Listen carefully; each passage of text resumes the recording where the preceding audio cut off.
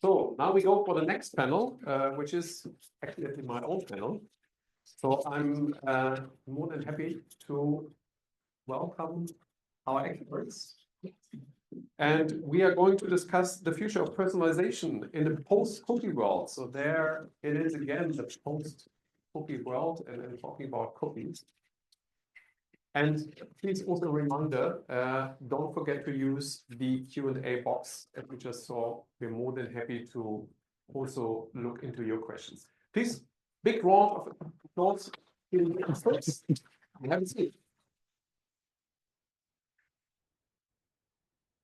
And we have one panelist joining us virtually. Can we get a picture of you? Perfect. Okay. Then I would like you to introduce yourself and please also give a quick kind of insight into how your company is actually connected with the topic and how you're already working on this. But don't, talk for the whole panel already for the very start. Okay, then I'll get Perhaps you right. start exactly, Yeah, then sure. we move it over. Hey, I'm Jana from Utiq.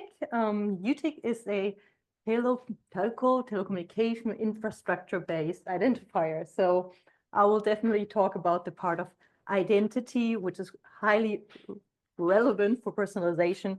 If you want to create that enabler, the connector that you can find that user throughout the open web, but also obviously CTV, other channels where you can deterministically then address your users. I'm Gaylord from Verve. We've heard already a lot about Verve, so focus a bit more on my side. I'm working on privacy enhancing technologies, ID list targeting and addressability solutions. And we're of course creating many new products in that space. We heard about contextual and yeah, so this will be the part for today. First of all, thanks for having me. My name is Alex from Adform. I'm VP Dach in the company. Adform is one of the leading omni-channel DSPs globally. And also, and that may sound surprising to some of you in this world of huge tech giants, we also consider ourselves leading in the area of cookie-independent, cookie-free targeting with our solution, ID Fusion. Cool. Thank you very much. Now I hand it over to Filippo. Hello, everyone. Thanks for having me. Unfortunately, I cannot be there with you. I was one of the affected with the flights cancellation. So thanks for having me. I'm Filippo. I'm the co-CEO of Onetag. I represent the sell side. Onetag is a company that operates through a smart curation platform and a global exchange. We are an Italian company, but we have a global business that operates across every country. And curation and quality of media obviously is a big topic that we have also discussed in the previous panels. So I will talk more about our approach on how we see personalization on the sell side approach in the near future. Cool. Thank you very much, Filippo. And with that, I would like to kick it off with the first question to you guys. I mean, we spoke about this also in a preparation call, but how do you see the AI-driven personalization actually evolving in the absence of third-party cookies? And what are the most promising alternatives for targeting users effectively in this new world? And perhaps we stick with you, Filippo, and perhaps you can give an insight. Thank you. So let me say, first of all, that obviously I was looking at the AB survey, and I was obviously interested in looking at a couple of topics. One is not a surprise when it comes to the focus on quality of media, and the other one obviously who struck me a little bit about the decrease of investment of brands into programmatic. And personally, I think that obviously it's not a surprise also, but the complexity that is today is programmatic due to the progressive loss of signals is obviously a concern. On the other side, obviously, this complexity is always like an opportunity. When there is a crisis, there is space for innovation. And I think this is a great opportunity for all of us. When it comes to targeting, I think I made a little bit of a reflection lately that, we typically tend to focus too much on the who we want to target. And sometimes we forget about the where, the how, and the what. we wanna target people on. So when it comes to the where, obviously the context, right? So when it comes, it's really important for brand safety. It's really important also for the users in order to find the right environment where they can actually be engaged with the brand messaging. On the how, it's about, you know, the frequency of the messaging that we want to give to the users. And obviously with the progressive signal loss, frequency capping becomes more challenging and more complex. And lastly, obviously, for probably the most important part is the message itself, right? What do we want to communicate to the final users? So these three elements together are the key ones. And you know, focusing on the three ones, the where, the how, and the what's, allows us to think about what would be the right approach going forward. And with cookie deprecation, there is not one solution that can fit everything and can solve all the problems. So as we know perfectly, there is now a blend of approaches, right? There is contextual targeting, which has been in this market for ages, but there are new ways of doing contextual targeting in a more advanced way, using AI and machine learning, using more topics instead of keywords in order to really find the right environment where users can be engaged and where the brand can be protected. And then there is first-party data. First-party data is also key, high quality but low scale, right? So it cannot solve all the targeting possibilities alone. And lastly, the alternative IDs or even ID-less. So this complexity is definitely a challenge for the brands and for the agencies. And I think our approach and our mission is to try to keep this complexity as much as possible behind the scenes in order to give the ability for brands and buyers to continue to operate in this market with new solutions that do not overcomplicate their operational approach to programmatic. So I would say the blended approach is the right one. And our mission in terms of place in the industry is to try to simplify as much as possible the operational approach into programmatic going forward. Thank you, Filippo. Alex, what's your view on this? And I would be particularly also interested how this resonates on the advertiser side, because actually Adform is serving both sides of the equation, right?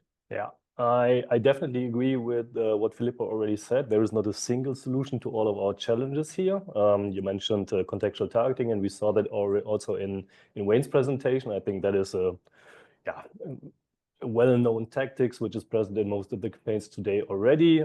We also have seen the Chrome privacy sandbox tests where there's quite some uncertainty how that will move forward in the future.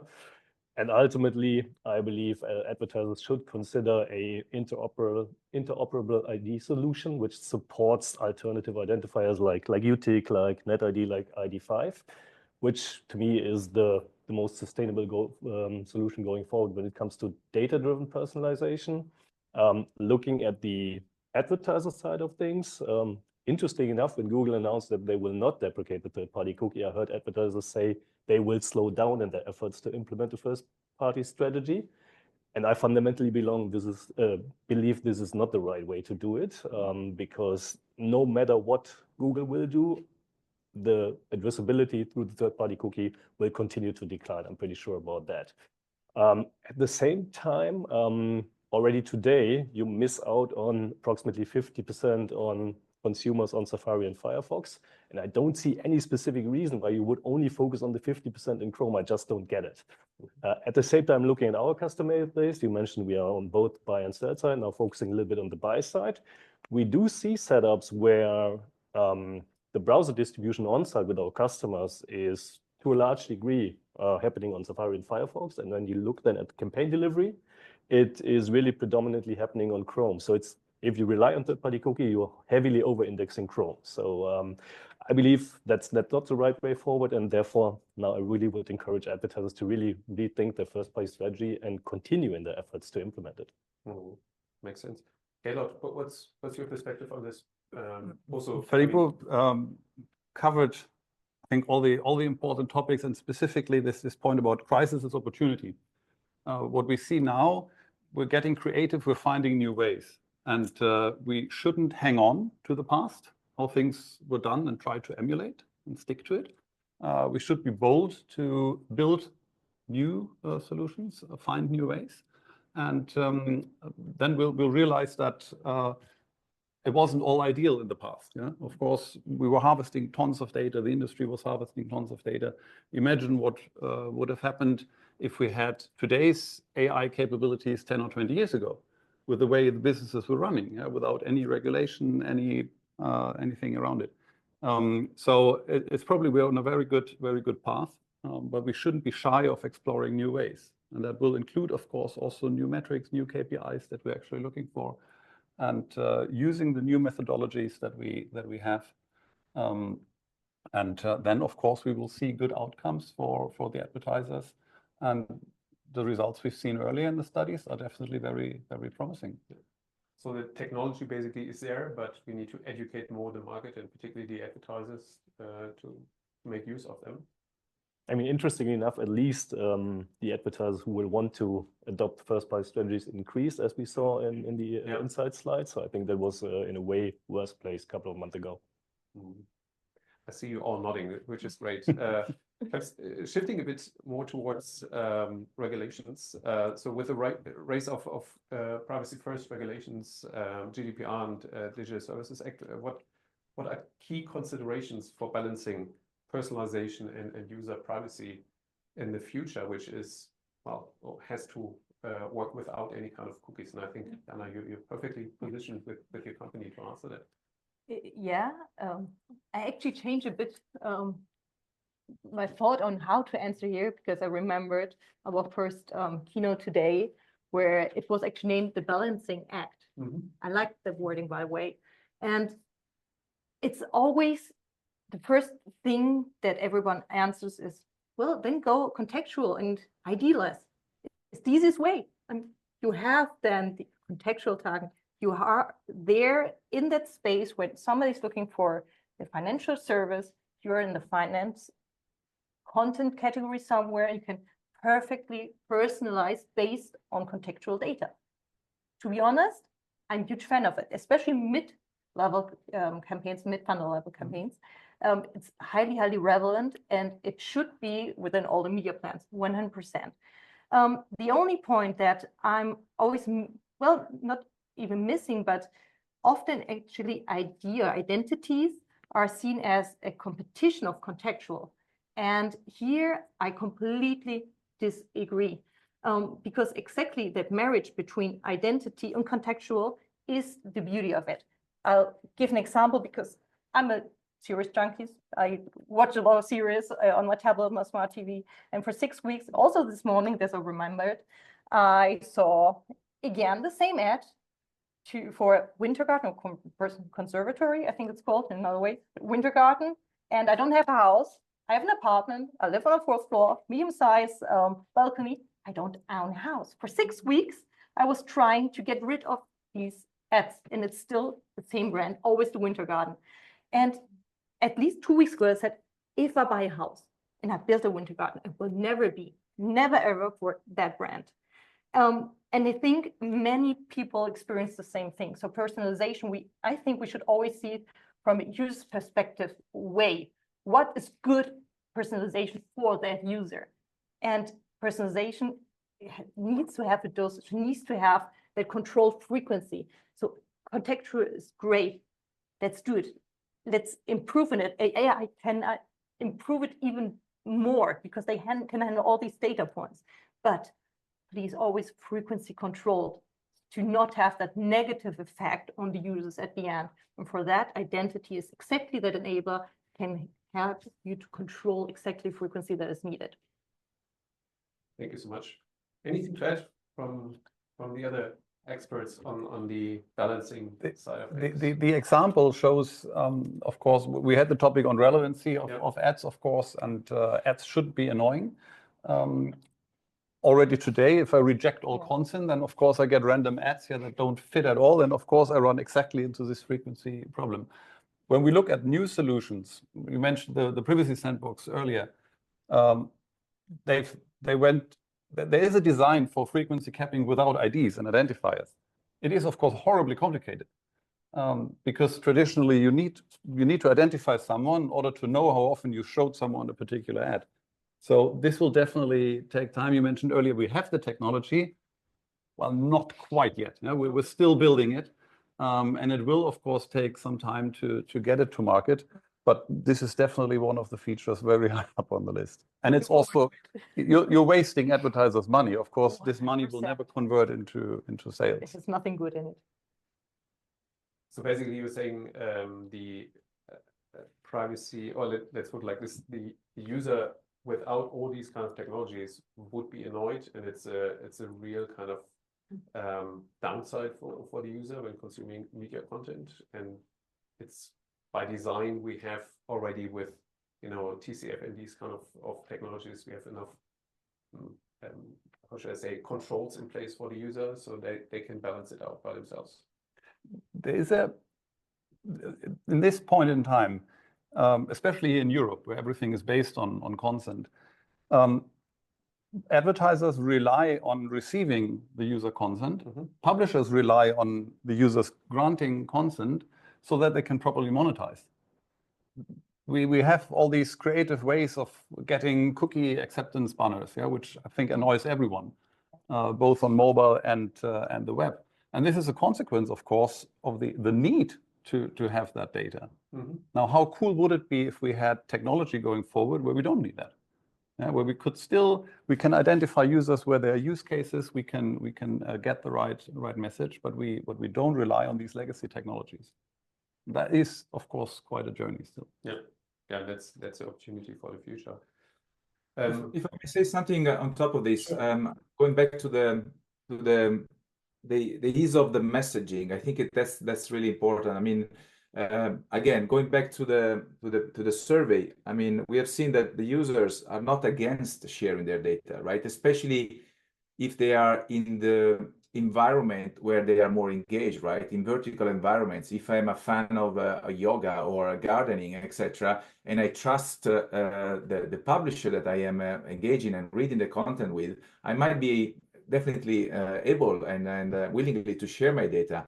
But what is also important to remind is that the message where I asked the user to give permission to get their data has to be comprehensible. It has to be clear and simple to understand.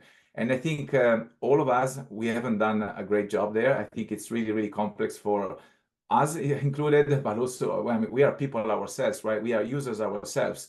And it's really, really complex to understand what people are asking us, what these terms and conditions are implying. And I think this is really, really one of the things that we have not been able yet to solve, right? If we are able to explain clearly why we're asking for this data, what is the exchange of you give me your data and what I give you in exchange for that, I think the user will even more willingly to share that. I think this is something that we need to be better at in the future, for sure. I would definitely agree on that, and I also see some notes here on the panel. I mean, there are a couple of initiatives. I think Germany, we also have like the pool model and things like that, which are the pay okay. Exactly, which are moving in this direction. So yeah, I think, but there's obviously still room for improvement. Moving a bit closer to the other part of the topic, which is AI. How do you think that programmatic platforms already leverage AI to create both scalable and transparent personalization strategies that are beneficial basically for the brands, and at the end of the day, of course, also for the consumer, because they get to see more relevant ads? Who wants to start first?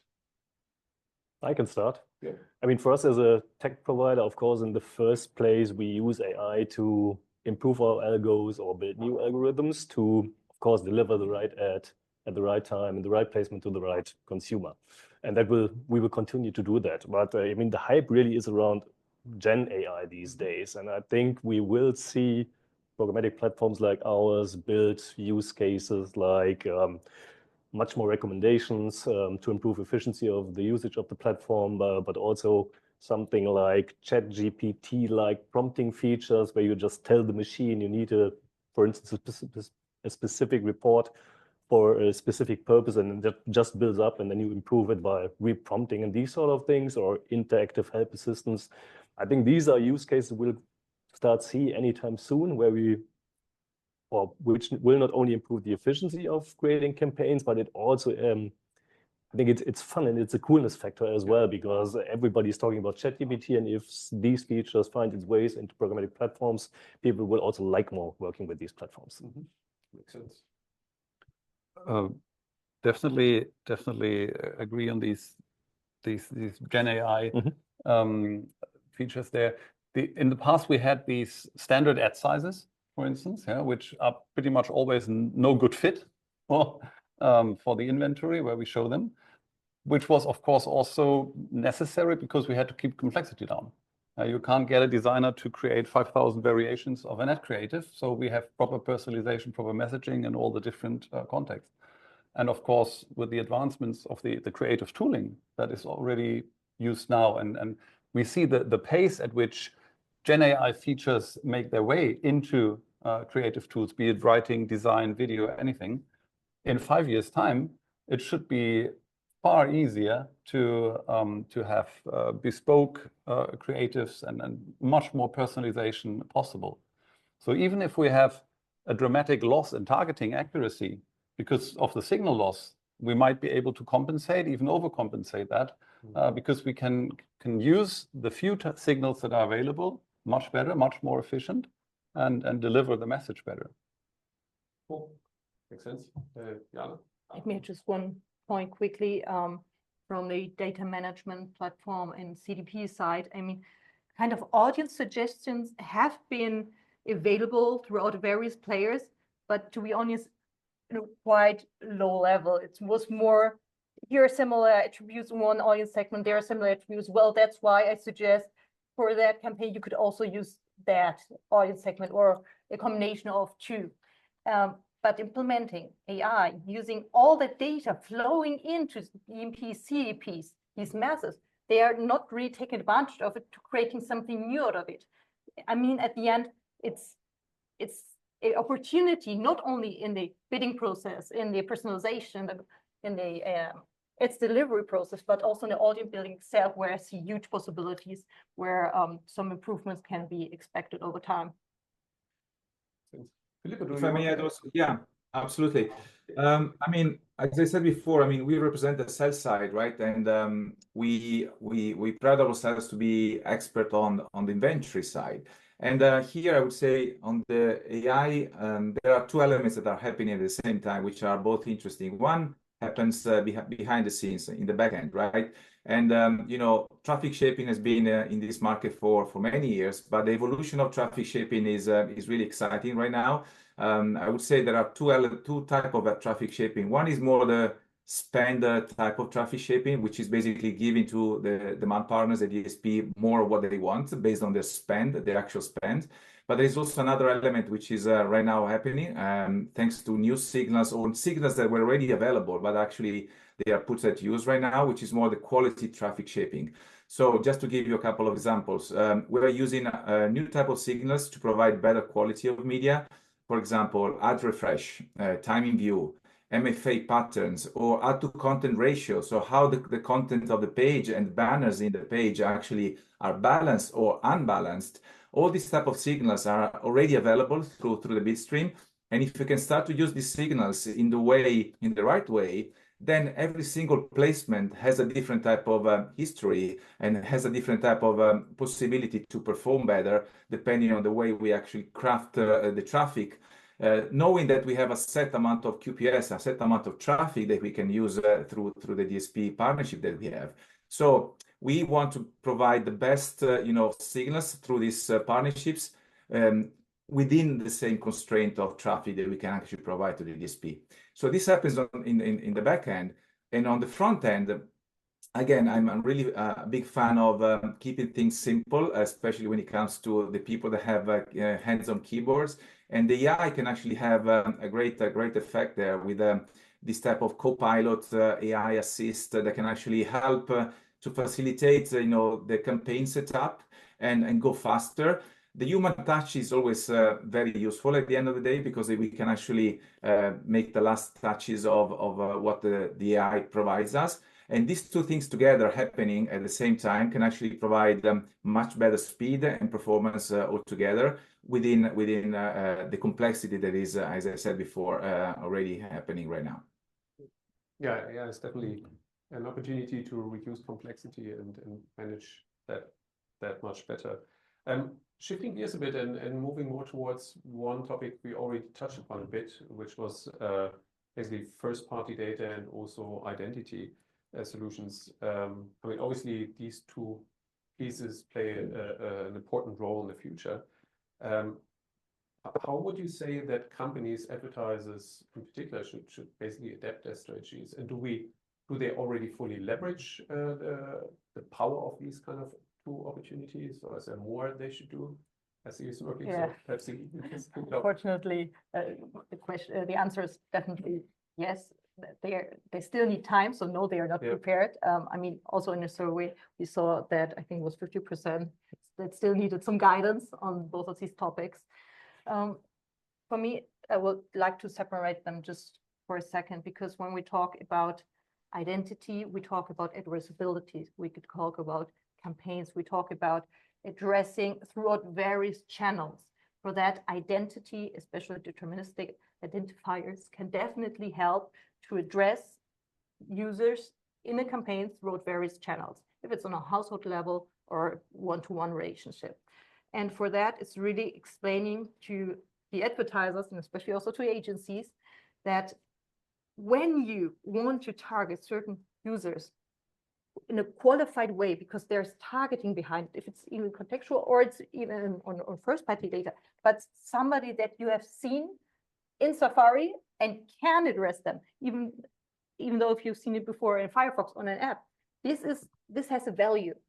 And I often have the feeling that this value that you pay for that addressability, the CPM might be higher. They say, well, but before the CPM was at 50 cents, well, maybe you have only caught some bots. We said it before, bots click, bots do not buy at the end. And maybe on even sites like MFAs, etc., where, I mean, I think this is a general responsible media. It's an important topic. I don't want to deviate right now, but all that touches the topic around of identity. So agencies must understand that identity can bring various advantages in terms of addressability. Then let's talk about the first-party data part, because publishers understood that first-party data can be leveraged for their own personalization of the website. They understood that they can be used for the audiences, can be used for targeting by advertising campaigns. All good retailers, quite similar. Advertisers normally say, in 2015, we did some research and we had some campaigns. We saw we should always target male 20 to 40, full stop. So all the campaigns are set up. I want that targeting, and we know that our users are set up like that. But what I don't understand is where there's still education needed is why you advertise it, although you have only 10,000 visitors or you need to do this on your site. Now with identity, you have the possibility to gather them, even some that just clicked on ad of yours, put them all together. We had the topic before with a clean room, put them in a clean room, put your trusted publisher data in the clean room, in creating a lookalike segment. Create really look for users that are similar to the ones that are relevant for you. Use even retail data for that. Use it as a base, create a lookalike segment, and use that for targeting. Because I'm pretty sure this performance-wise will perform better than simply male between 20 and 40. You don't even know based on which criteria that segment was built. Because deterministically, not many have these data points. So this is just an encouragement. Use your data. It can generate insights, and then you can, I could talk now for an hour, to be honest, what you can do then, and I will not, because I know we don't have that much time. Actually, we are already over time. Really? Thank you so much. But there's obviously some homework to do for the advertisers and also for the tech providers. So thank you very much for all the insights you shared.